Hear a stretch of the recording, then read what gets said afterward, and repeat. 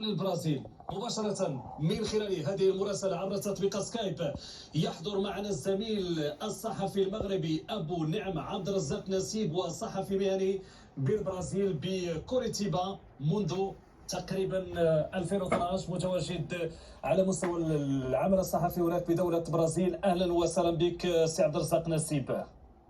بارك الله على السي عادل، وتحية للسي العثماني ومن خلالكم إلى باقي المشاهدين للقناة الجميلة قناة الرياضية. سي عبد الرزاق نسيب، قبل ما نسولوك على الشغف على المتابعة على النتيجة كذلك المحققة بالنسبة للبرازيل واللقاء اللي منتظر المنتخب البرازيلي اللي غيكون امام منتخب كوريا الجنوبيه، نسولوك كيفاش المتابعه ديالك وكيف حتى من خلال الاعلام الوطنيه المنتخب الوطني وهذا الانتعاشه وهذا الاجواء الجميله اللي كيعيشها الجمهور المغربي بعد تاهل الاسود للدور المولي دور 16.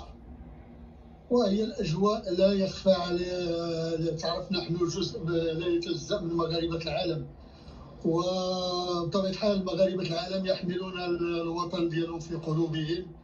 وعندما تاتي مناسبه مثل هذه المناسبات هذه يعني تنكونوا فرحانين، لان البلد ديالنا يمثل هذه الفئه من المجتمع المغربي في هذا. تفضل معك سي عبد الرزاق، نحن معك. يعني عندما تاتي مناسبه مثل هذه المناسبه، مناسبه كاس العالم، ويكون فيها الفريق الوطني مشارك، بطبيعه الحال تتكون فرصه للجاليه المغربيه في هذه البلدان من القاره امريكا اللاتينيه اللي الهجره فيها المغربيه يعني قديمه وجديده. لكن البلد تتعرف السي عادل، البلد البرازيل بلد قاره، وصعب انك تجمع المغاربه من مناطق، ولكن بالتقنيه الجديده والانترنت صبحنا اليوم كنشوفوا القنوات وكنتبعوا الاحداث، وكان اخرها هو يعني الفريق الوطني لكره الصاله مع السي هشام تكيك، الاطار الوطني، واللي كان عندنا اتصال به وشرفونا الان. الحمد لله. بالفعل هذا هو الشيء يشبه الشتاء. الان كاين تواصل من نوع خاص خصوصا على مستوى التطور الحاصل في التكنولوجيا وما الى ذلك.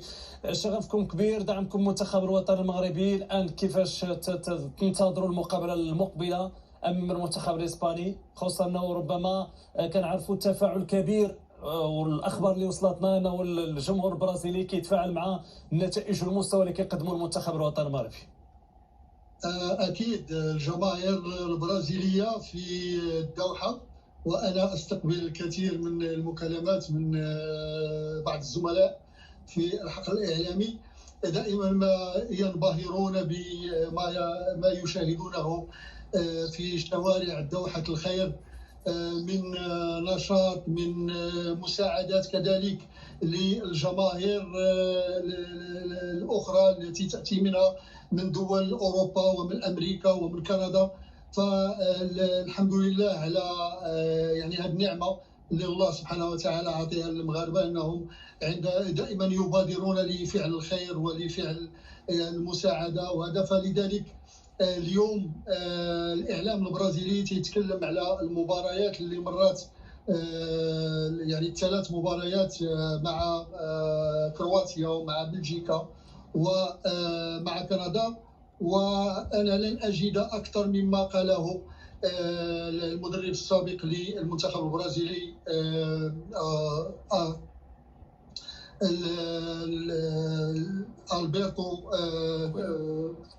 البرتو كاريرا ولا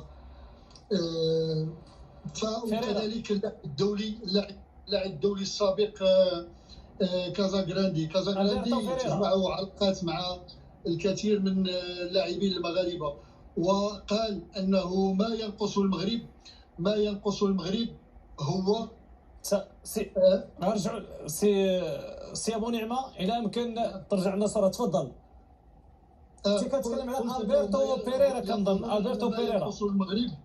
ما ينقص المغرب هو الاستمراريه في المشاركه في كاس العالم، واشاروا على ان المنتخب الوطني خلال مونديال امريكا في 94 قدم لوحات جميله ومباريات كبيره، ولكن لم يسعب الحظ. ولكن بعد 4 سنوات في فرنسا المغرب أظهر علو كعبه، وكانت مباريات كبيرة وكبيرة جدا، وهذا ما نستثمره اليوم بعد مونديال روسيا. اليوم المنتخب الوطني حقق نتائج باهرة، والكثير من المحللين البرازيليين لا ينظرون إلى هذه النتائج أنها صدفة، بل يقولون أن كرة القدم المغربية لها تاريخ ولها لاعبين بصموا على مسار كبير وكبير جدا. ويتكلموا على ما قاله بيلي عندما زيارته للمغرب في منتصف السبعينات للحضور لتكريم الحارس العملاق حارس الجيش الملكي علال بن قسو، وقال بالحرف الواحد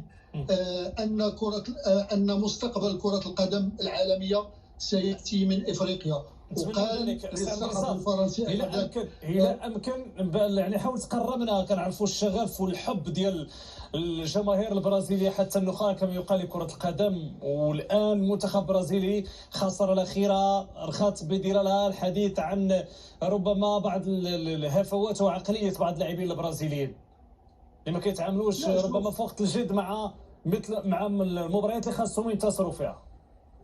لا شوف السي عادل، المنتخب البرازيلي هو المنتخب الوحيد في العالم، أنا أقولها وأتحمل المسؤولية، الفريق الوحيد في العالم الذي لا يستهين بأي فريق، يلعب كرة قدم اللي هي معروفة عليه. وكيقول لك هما تيقولوها، تيقول لك أنا نعطي الكرة وإلا الكرة ما بغاتني شيء ما غاديش نتقلق من أي نتيجة. فبالتالي البرازيل حقيقة أنه المدرب تيحافظ على واحد 4 إلى 5 لاعبين، ولكن البرازيل هي البرازيل لا تتهاون مع أي فريق كان.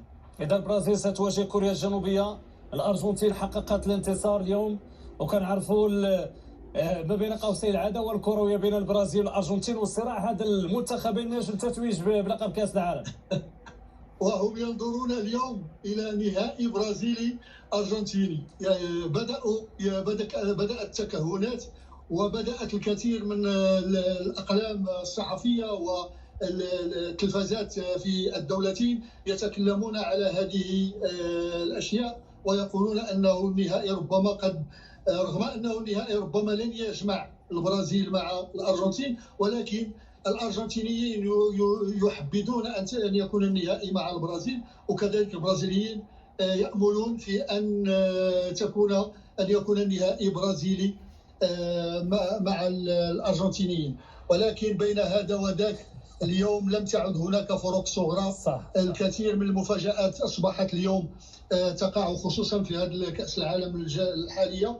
الكثير من المحللين قالوا بأنه أكيد أن الفريق الذي سوف يصل إلى النهائي سوف يكون فريق لم يفكر أي أحد به، وبالتالي يقولون المفاجأة قد تكون. نتمنى نكونوا حنا. شوف سي عبد الرزاق، خلينا غنتفكوا مع اسبانيا والبرازيل، غنوجدوا لك فيها، ما تخافش. ان شاء الله ان شاء الله.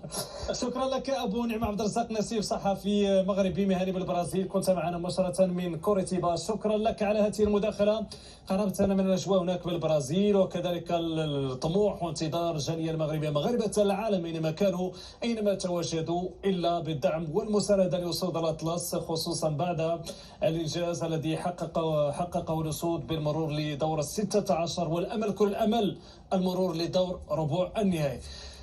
تحس هذا المونديال عنده واحد